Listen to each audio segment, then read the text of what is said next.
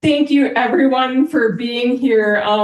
It's amazing to have people here who mean so much to me, readers, friends, and honestly, those two categories really blur together in my mind. It isn't the easiest time to be an author right now for a number of reasons. So your support is just extra special right now. And it's also amazing to be back here at Writers and Books. I took classes and attended camps here as a teenager. And so coming back here really feels like coming full circle. And so for those of you whose ears I haven't already talked off about pacing, I wanted to just tell you a little bit about how the book came to be. In the past, I've had a track record of being pretty bad at pacing myself, to put it mildly.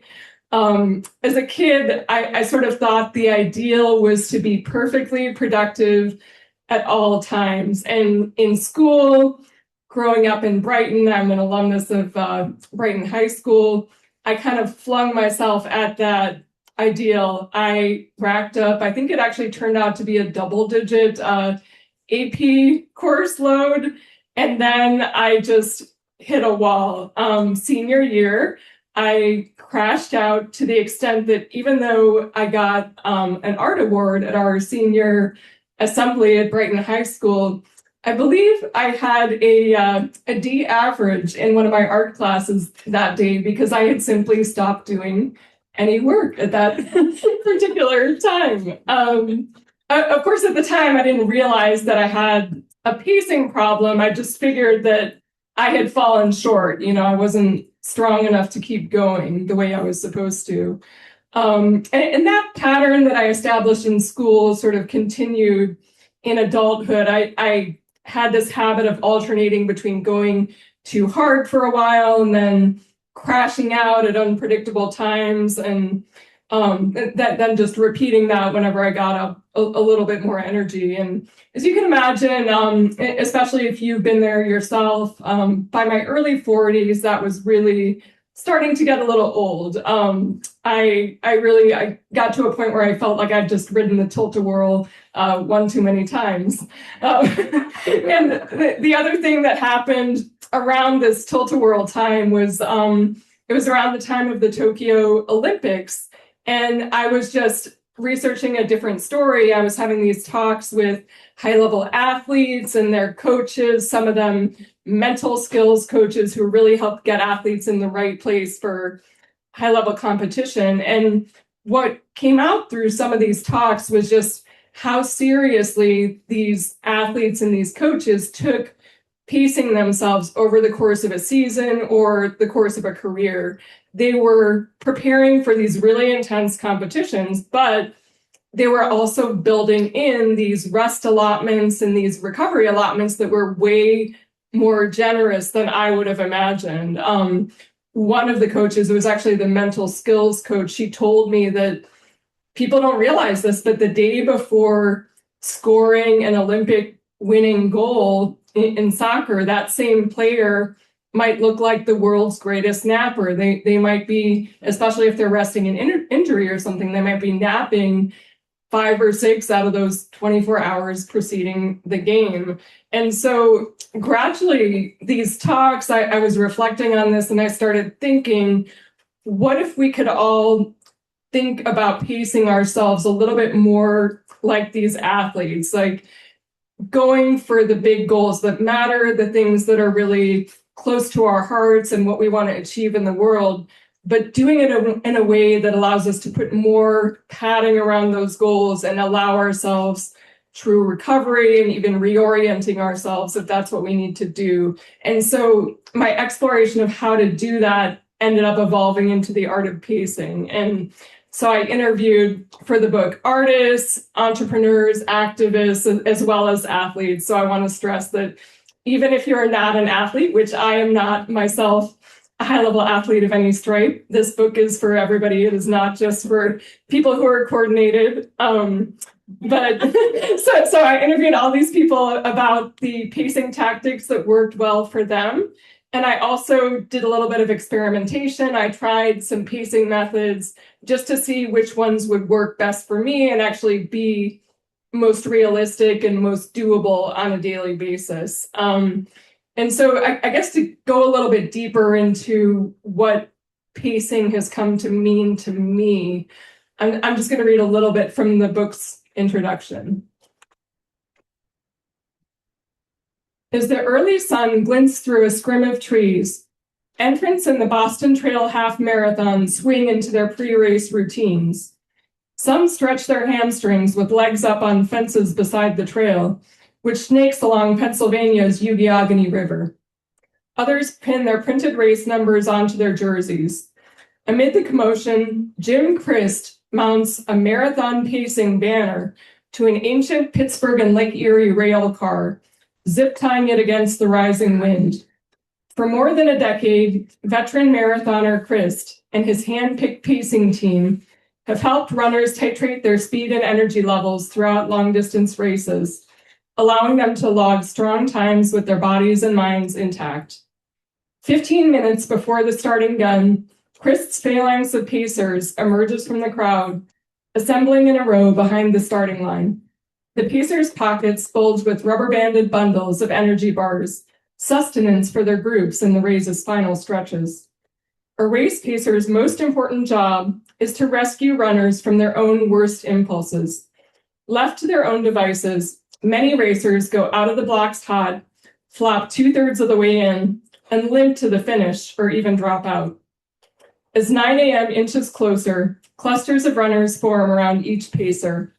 Some of the race entrants have worked with pacers before, but others are opting in on a lark. If you go out too fast, this is going to turn into the Boston Massacre, pacer Mike Solomon warns his pacing group, but he promises a Boston Tea Party if they can keep their adrenaline corked. The starting blast sounds, and the runners ease into a jog, disappearing around the trail's first bend. By mid-morning, after a gauntlet of uphills and downhills, wind blasts and mud puddles, most will loop back around to the trail's head. Their best-laid race plans will have been tested, altered to match trail conditions and their body's fluid demands. For distance runners, the art of pacing is as essential as breathing. While some racers attempt to stay at top speed indefinitely, long courses have a way of flinging these upstarts back to earth: an ice pick headache, a stubborn cramp, an ankle-twisting uphill curve. In a full marathon, for the first 10 miles, you're going to feel great. You're going to want to run faster, Jim Christ tells me. But it's a 26-mile event, and in this business, we have a saying: if you leave me before mile 10, I guarantee I will pass you before mile 20. Race collapses that stem from pacing errors are often sudden and definitive. If you start too fast and try to maintain that pace despite your body's protests, your legs will turn so leaden they'll barely function. It's easy to see how a too vigorous start portends a crash 2/3 of the way in, or on a longer time scale, how fuel and rest the week before a race predict finish times on race day. Those foreseeable outcomes motivate runners to exercise control over their speed during a race. But outside the sporting realm, the art of regulating your tempo is less intuitive, and the connection between early moves and late-breaking results is less clear. It's hard to gauge or predict how a marathon night to meet a work deadline will affect your ability to focus or contribute the following week, or how working 70-hour weeks will affect your stamina or motivation years down the line. As a result, most of us lack the runner's well-tuned sense of when to go hard, when to pull back, and when to stay the course. We jump into big critical projects and end up mentally fried a week or two in, sabotaged by a too keen zeal to make overnight progress. We get in a work-from-home lull of scrolling social media feeds, fall far behind, then compensate with a last-minute sprint, heading far past the limits of exhaustion. More fundamentally, we try to sustain a punishing pace for many years, muffling distress signals that crop up along the way. This affliction is widespread in cultures that value the speed and cachet of any given pursuit more than its substance or meaning, and those that lionize superhuman effort while downplaying questions of who all that effort serves or how it changes the larger picture. Outside of athletics, our conversations about pacing also tend to lack nuance and balance, gravitating instead toward extremes. One set of influencers celebrates grind culture and going 110%, urging people to push past feelings of exhaustion because the end result will make all the pain worthwhile. Other voices, just as loud, urge people to quiet quit, lie flat, or otherwise disengage. These messages may be helpful or even necessary in the right context, but research also highlights the benefits of operating in multiple pace registers rather than solely at the extremes. The 110% road is littered with the bodies and minds of many who remained on that course at all costs. And while the prospect of dropping out or quiet quitting may be seductive, calls for total stillness clash with studies showing that some degree of challenge, engaging in pursuits that are big and meaningful, is essential to happiness and fulfillment. Finding the proper pace for each moment, what slow movement pioneer Carl Honoré calls the tempo giusto, involves a delicate dance between engagement and withdrawal, between self-transcendence and self-protection. As the Boston Trail Half Marathon winds down, pacer Mike Solomon limps across the line, sucking wind. He'd pledged to come in at 2 hours on the dot, but that didn't happen because he had trouble taking a full deep breath in the late stretches of the race. His chest clenched just when he wanted to surge forward, and only by ratcheting down his speed could he make it to the finish. As the final pacing group crosses the finish line to the sound of cowbells, their leader, pacer Shah, is practically skipping. "How did you do?" she shouts to Solomon. "Not so good." "You showed up?" Shah returns, grinning impishly. "Best pacer ever," a runner named Keith shouts, jogging up to Zhao and clapping her on the back. "Zhao saved him from his most overzealous self at the right moments," Keith says, keeping him from setting a pace he couldn't maintain. And she stressed practical necessities he was tempted to overlook in his race day trance. She's like, "You're going to stop at the water station." She brought us back to reality. The art of pacing involves venturing back to reality continually and in myriad ways. It's essentially a stoic art, a commitment to seeing things as they are and changing course when socially sanctioned tempos no longer suffice. Pacing rebukes cultural worship of the grind and embraces recovery practices that fuel thoughtful, necessary action, which can make it akin to principled dissent. Fluency in the full range of the pacing spectrum means mastering expansion and contraction alike. Everything is subject to movement and negotiation, and it's that negotiation that allows for lifelong flourishing.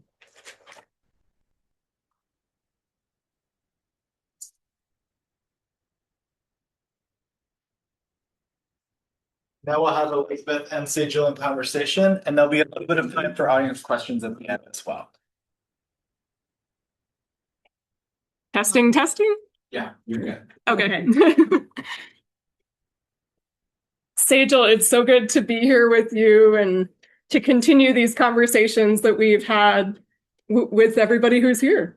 Yes, that was wonderful. And I couldn't help but think about what we've talked a little bit about, the culture that we grew up in at Brighton. Yeah. And that's I think it's very powerful what you spoke about, how that affected you.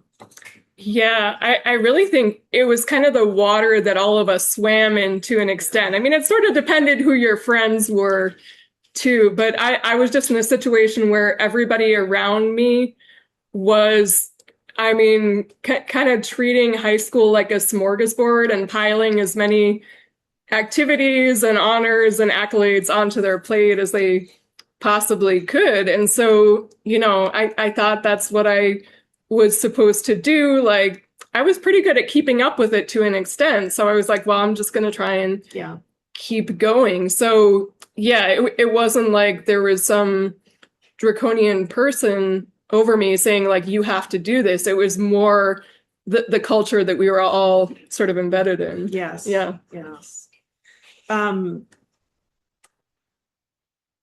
In this book, you talk about how many people swing back and forth between overexertion and disengagement.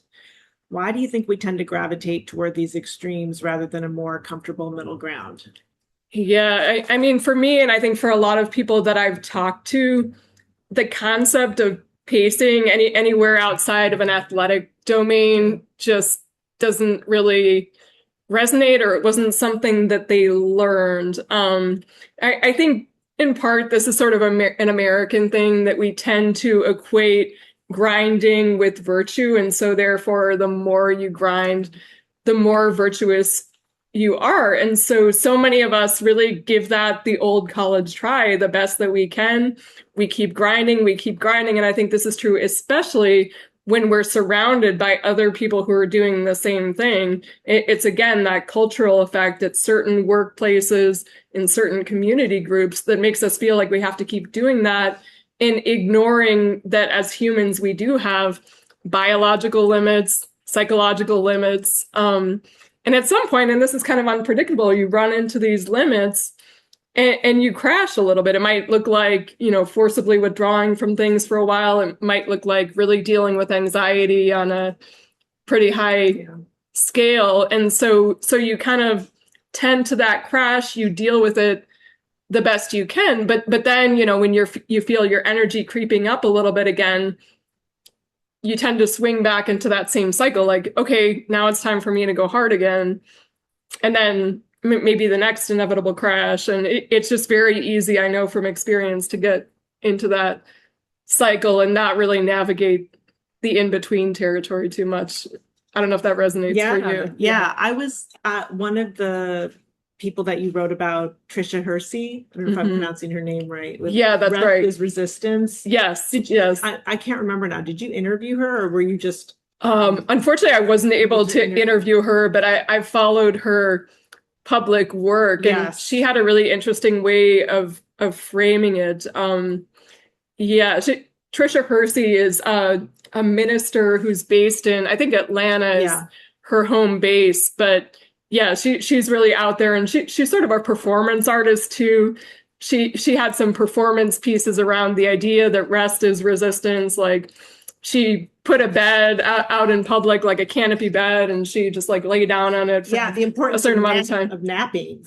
Right. And that is, I mean, in traditional cultures, there's a reason that the siesta was part of the rhythm of the day. And now scientifically, we know that we naturally have these circadian highs and circadian lows. So traditionally, what people were working with was working within these. And now we think we can come in and steamroller over all of that, over all of our natural tendencies, and not have any consequences. Yeah. How can someone start recalibrating their pace if they've been operating in a chronically stressed state for years? Yeah, it's a big question, and there are a number of. I can tell this is resonating a little bit for people. Like, one thing I will say is that most of us have certain tells that we need to pull back before we completely go over the edge into burnout, and they're often biological tells or psychological tells. For me, one of the tells is that when I start popping bolt upright in bed at 4:30 a.m. and just super jazzed and wired and unable to get back to sleep, that usually means that I've been pushing myself too hard, and I better slow down, I better streamline, I better take a few things off my plate for a while. So that's one of the things. And other kinds of circadian disturbance can be signs too. Like, if you just have regular insomnia where you find it hard to get to sleep at night, we know that when your body is in a chronically stressed state, that this is just one of the consequences that comes up. And then, I mean, what we feel subjectively is very important too. Like, when you think about the pace that you're keeping day to day, and you think about how you would feel if you had to keep that same pace for the next year or the next 5 years, does that seem like a great prospect, or does that seem like, my God, I'm never going to make it to that point? So I think the subjective analysis is really important too. But since so many of us, I think, in this culture push past our own subjective feelings or try to stuff them down or pretend that they don't exist or that we don't have limits, sometimes it can help to sort of get a workup. And many of us, of course, have not been to the doctor for years on end too. That's a thing. But if you see some of your cardiovascular, yeah, my dad is a vascular surgeon. So. But yeah, if you see that your blood pressure has been creeping up, that is definitely something that can be affected by stress and can be reversed to some extent if you streamline, if you pare some of that stress out of your life. And I think sometimes when you get these more objective signals, like when you get your test results back from your doctor and they're like, this metric and this metric aren't so good, you need to slow down, you need to pull back a bit. Sometimes it's easier to go with that. It's easier to go with the objective assessment than to just say, okay, I'm pulling back because I don't feel good. For some of us, we need that extra push to motivate us to make a change. So what's a practical daily pacing strategy that people can try for themselves? You're making a really compelling argument, I think, for the fact that we need to be thinking about pacing. So yeah, how can we? Right. Yeah, there are quite a number of strategies that I talk about in my book, but one that I think is really intuitive and really easy to try right away and see what the results are. We had talked earlier about circadian rhythms, but it's a strategy that's called energy management, which is basically taking note of when your natural peaks of focus and energy are during the day. And it can be a little bit different for everybody. For me, it tends to be like mid-morning between 10, like once I've fully woken up and had my coffee and everything, like between 10 and then 12:30 or whenever I break for lunch.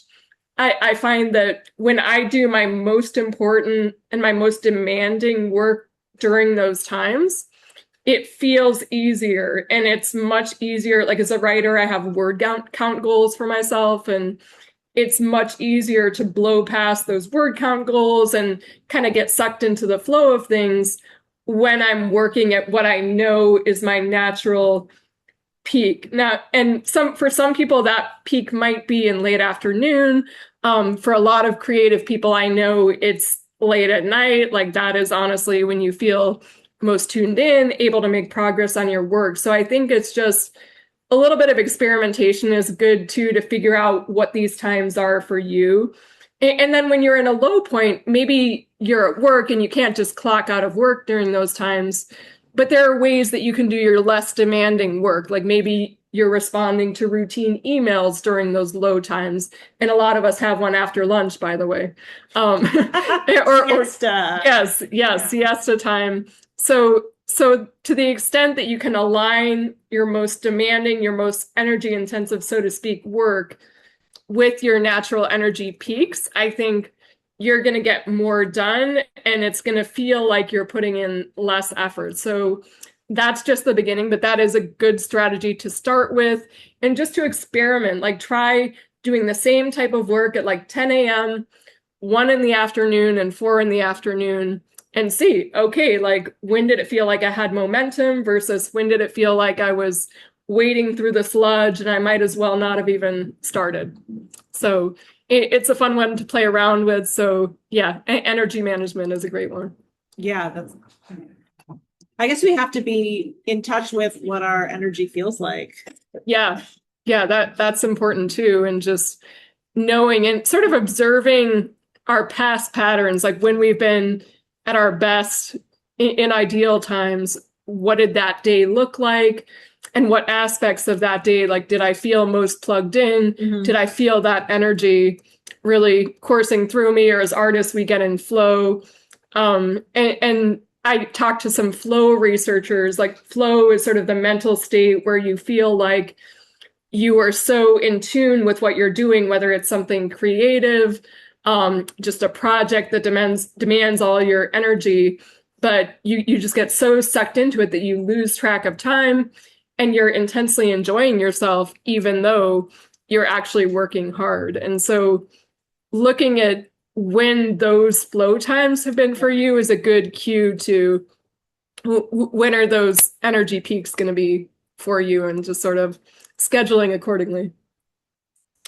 I've been trying to make it to this 4 o'clock body pump class at the Y. Yeah. That I always, but I have it's good when I go, but it's 3:30 3 o'clock is a hard time to get myself to no, go. It's really tough, and they don't offer it at any other. No, they do. They do. You caught me. They do. They do. Yeah, of course, the other time is probably like 6 a.m. Yeah. Something else that you don't want Yeah. to do, right? Yeah. How can leaders in the arts and the community, et cetera, foster an engaged, productive culture that also encourages healthy pacing?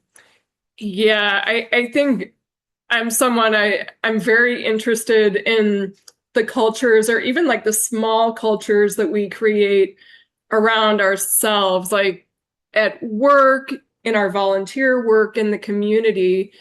And I think that people who are leaders within those cultures, whether you're a manager in a work environment or you're like a longtime committed volunteer who everybody else sort of looks to for cues, when it comes to creating a group of people who are pacing themselves in a sustainable way. For instance, like if you're volunteering, that you feel excited about keeping doing that for another decade and just powering through, as opposed to like, this is too much. Once I get to the end of this year, I'm just going to drop out. And so I think when leaders within these groups set a norm of, there was one nonprofit leader I talked to, and a group that he was involved in, they just made a practice of whenever they met, first thing, they would check in with each other about sort of how things were going. Did they feel overloaded? What was on their mind as far as like, what were the biggest challenges that they were dealing with? And then the amazing thing that happened was that other people within the group would sort of pitch in, offer their ideas, or even offer to assist, like if there was something that they could help with to make that person's life a little bit easier. And so it's sort of when you can develop this group norm of people feel safe sharing their challenges of being overloaded at specific times, and then also the norm at the same time of when you can, you help somebody else. Like when somebody else is really up against a wall, you pitch in, and then you trust that they're going to do the same for you. So just really developing that responsive culture and that safe culture within community groups, at work. To me, I think that's what it's all about. Yeah. Thanks, Elizabeth. How does pacing relate to meaning and purpose? Why is it not just about getting more done, but about deciding what's worth doing at all? And I think that this question or these questions are related to restoring. Yes. I love in your book, and just about the power of storytelling and narrative. Yeah. That is huge for me. Like to continue maybe the race metaphor a little bit, if you don't know fundamentally where you want to head or where your current finish line is, it's very difficult to pace yourself toward it in a granular way. So I think before you go about implementing any sort of pacing plan on like the hourly or the weekly or monthly level, you have to get a clear idea of sort of what your most important values are, as well as sort of the difference that you want to make or the legacy you want to leave ultimately. And so that's why early in the book, I was lucky to interview this researcher at Boston College. His name is Ben Rogers, and he was very curious. Like he wanted to sort of find a quick way for people to get in touch with what mattered to them the most, what they were really aiming themselves toward. And he thought, well, I love the classic story structure of the hero's journey that has all of these different phases. Like, what is your quest? What do you want most of all? What obstacles are you facing along the way? Who are your allies? Who is helping you along this journey? And then what legacy you want to leave in your community or in the world. And so I would actually, we don't have time to do it today, but if anybody wants to try Ben Rogers' restoring exercise for themselves, it's super easy. It's the series of 8 prompts. And for me, I think it took about half an hour. I have met some people who like to spend more time with it and really deeply consider each question. But it really has a way of getting you in touch with what matters the most to me. And then you sort of can confront yourself and ask yourself, is what I'm doing on a daily basis, are the everyday elements of my life in service to this in some way? And so, yeah, it's just a fun one to try. And once you've completed it, I think it also makes it easier to streamline your life. Like once you've gotten in touch with like, what is my finish line right now? And maybe over the course of your life, your finish line evolves a little bit. But at least once you have sort of this time point of where you are now, you can sort of pare away things that don't move you in that direction, at least to some extent. Mm-hmm. So it's sort of a streamlining tool too. I think it sounds like a really powerful exercise. Yeah. No, I'd encourage people on your way out.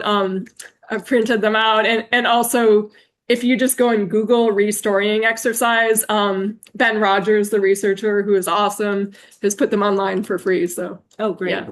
Great.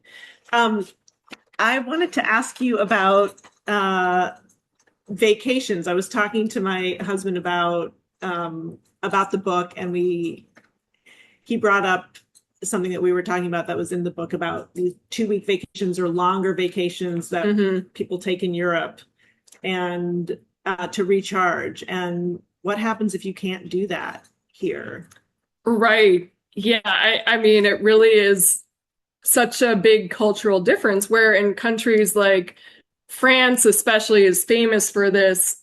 Almost everyone, every working person takes an entire month off, whether like it's actually sort of a thing where there are people who take the month of July off. There are the Juilletistes, and then the Aoutiens take the month of August. And they're kind of crisscrossing each other. One group is coming home, the other group is leaving. They're all, trampling over each other's feet in the train station. But yeah, the reality is that is not part of our culture to the same extent.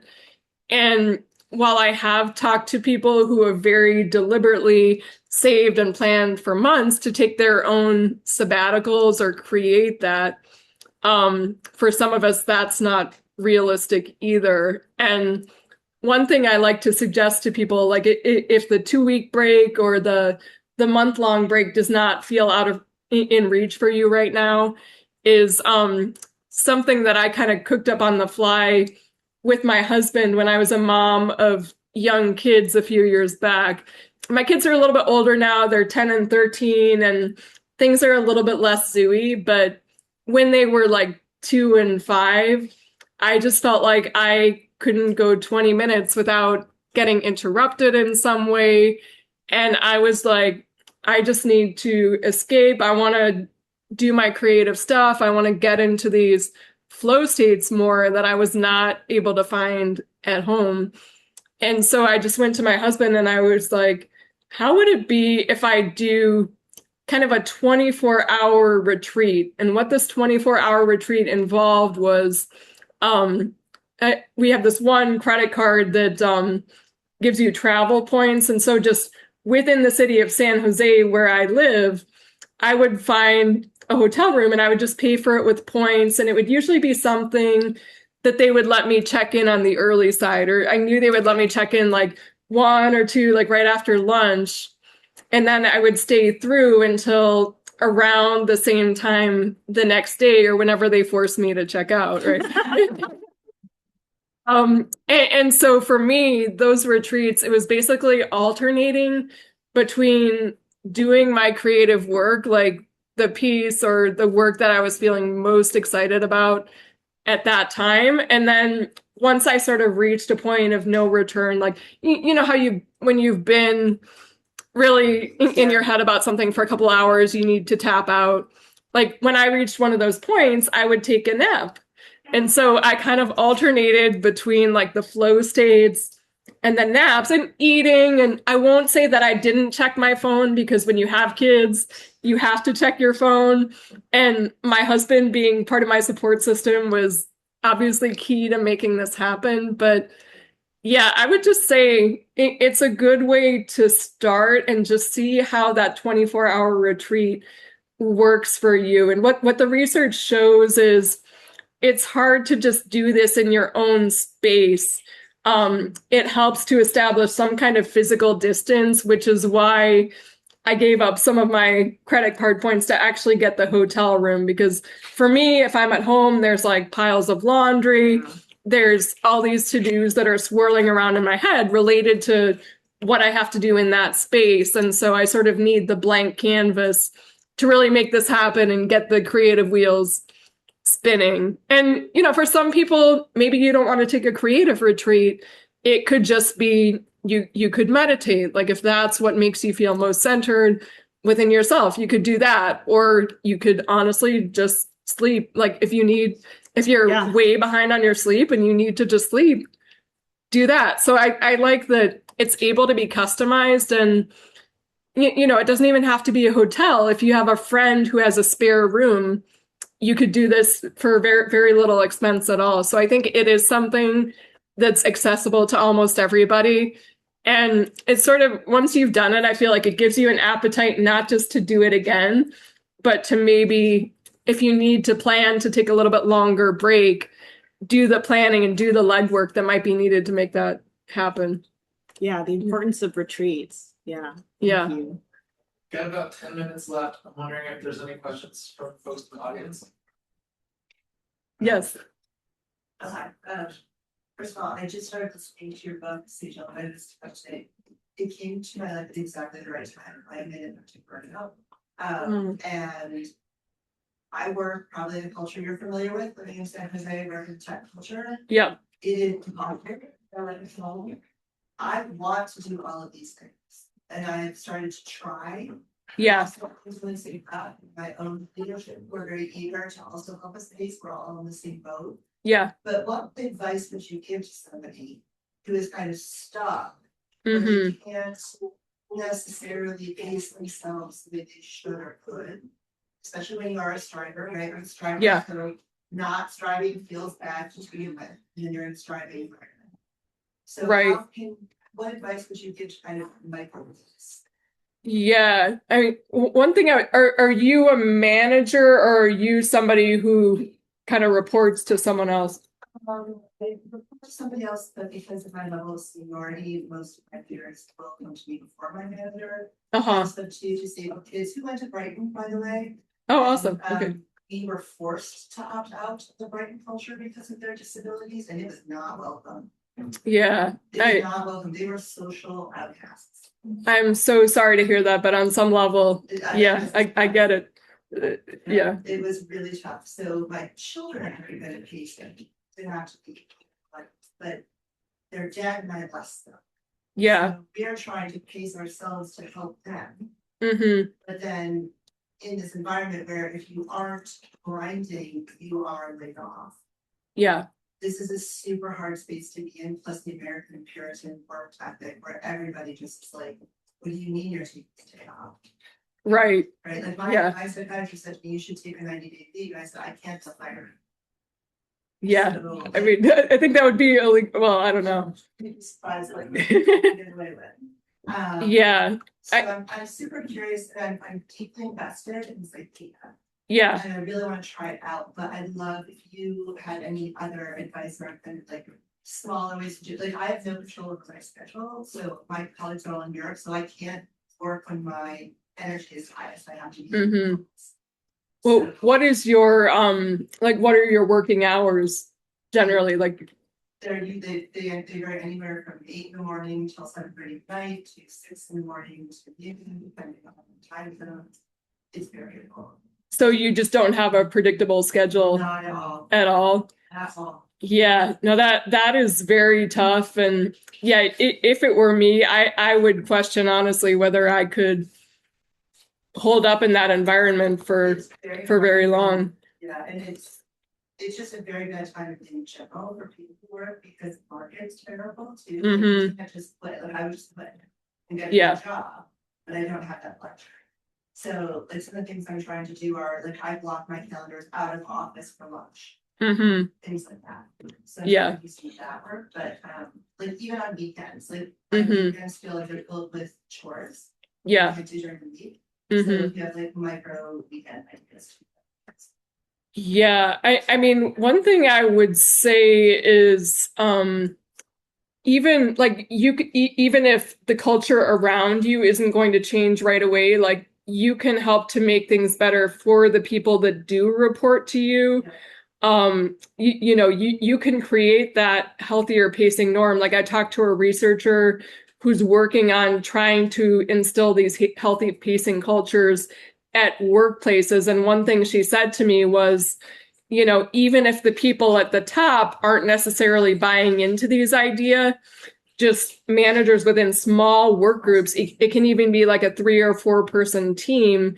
You can be part of making their experience a lot more tenable. And, you know, I think too, you're in a situation where, yeah, I don't know if this is, it kind of feels like what you're saying, that this is not a position that you can sustain forever because of all the uncontrollables around you. And so, I mean, of course, I wouldn't quit your job right away, but But I'm surrounded by Yeah. 100,000 other people in this company who see this. So Yeah. it's unique but also not. mhm. So I'm going to order copies of your book for my direct. Yeah. Yes, that is, I would say that's a great place to start. Yeah. The people who are managed. Yeah. Like groundswell up. That's what it is. It's usually a grassroots thing. And often, like if these smaller teams are functioning well, other small teams see that and they say, how can I create that within my team? And there's also some research when one person is trained in pacing tactics, it does ripple outward to the other people that they work with. And so yeah, I mean, within your company, you may not be able to influence people at those higher levels, but the grassroots approach is what you do have access to, while at the same time, you know, keeping that eye out for a culture or a fit that might be something that you can look forward to a little bit more every day. Yeah. We've got another question. Hey, first time caller, long time. So first off, if you heard the objectives, you need to be checked. I'm accepting new patients in my primary care. One other short comment is, I would say that the DNR was probably more because you had bad influences all around you. I'm sorry. Yeah, no, I was thinking that yeah, I was blaming. Well, you were picking up the end of my lab table and dropping it over and over again, which didn't help. Yeah. Mike and I were in biology class together. Yeah. No, my question is kind of two-part, but same question, which is, in my life, I've found that the push, the strive, the rush, Yeah. the need to move forward, do everything, comes from two places. One is my own brain. Yep. The other is an administrative boss that has no idea what I'm actually doing minute to minute. Yep. As politely as I can figure out a way, and I haven't yet figured out a way, any suggestions for what to say to my brain and that boss when I'm trying to pace in a more healthy manner? Yeah, I mean, I think when you are somebody who, like you, have a certain degree of seniority, you do have maybe more pull than you would think with some of these managers. Of course, I don't know your manager personally, but if you came in and said, you know, hey, there are so many things I love about working here. I want to stay here as long as I can. But listen, you know, I need to take some time, whether it's for my family, you know, and you can negotiate what the parameters of this would be. But typically, if they value you, like a lot of people don't even start these conversations because they don't think that their boss is going to be receptive. But I think if you underscore that I want to be here for a long time to come, and this is what's going to help me be that happy, contributing, super productive employee for a long time to come, that's when you can start to have a productive conversation. We have a question here on Zoom as well. You mentioned meditation and regular napping. Are there any other daily habits that you find have made the biggest difference in pacing yourself? Yes. The thing that I do almost every day, which has made a huge difference for me, I call it modulation. And it's actually a specific breathing practice that I learned from a psychiatrist, Dr. Joe Arpaia, who works with a lot of very stressed patients. Some of them have PTSD, they have been in war zones, some of them are just, overstressed and overworked in general. And what he teaches them to do is to breathe at the pace, and it's a little bit different for each person, but usually it's between 5 and 6 breaths per minute for most adults. And what that does is, I don't know if you've heard of heart rate variability, but when there's the biggest difference between the way your heart rate speeds up as you breathe in and then slows down as you breathe out, the more you can make that difference, the more effectively you are going to quickly calm down your nervous system. And usually when you are breathing at that pace, which I call a modulation pace in my book, but in the research literature, sometimes it's called a resonant pace.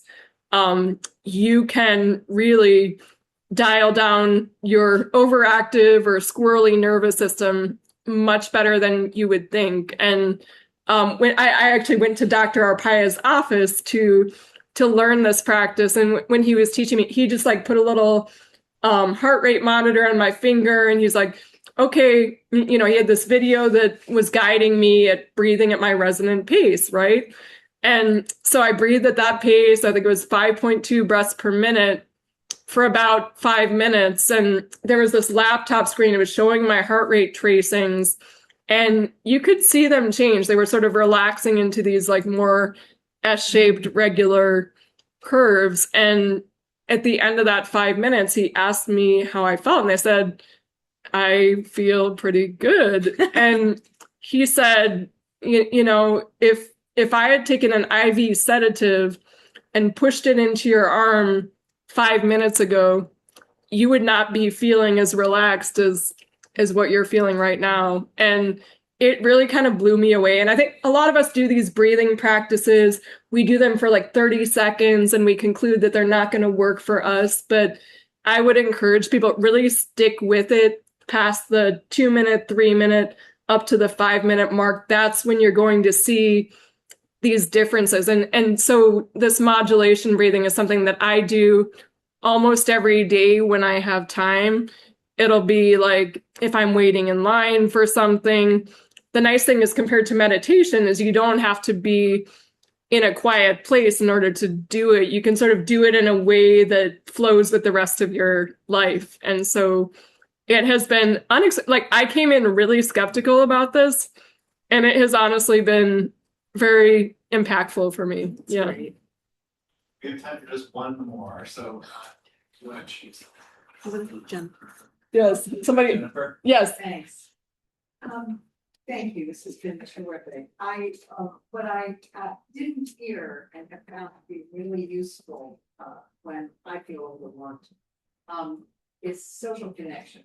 You Mhm. mentioned your husband's support, but sometimes getting people who really have no connection with what you do rest of the time is refreshing and really helps. It really does. And yeah, I've experienced that in my community within volunteer groups. Like oftentimes, if you're working on people with a common cause, you just click with them, you support each other. And, in the rest of life, you end up supporting each other in other domains too. And yeah, that is a great pace setting tactic. And I completely agree with you. Yeah. Did you have a question up there? Nope. Oh, All right. Oh, okay. Yes. You mentioned waking up at 4:30 and worrying about work. Not exactly. No, like what happens is that I wake up and it's a very biological thing. My heart rate is just racing, but there are no thoughts attached to it. It is simply a biological reaction. And I just have to, usually then I'll do the breathing practice for what, but it's like the fear response, but it's untethered to a specific thought. That's the best way I know to describe it.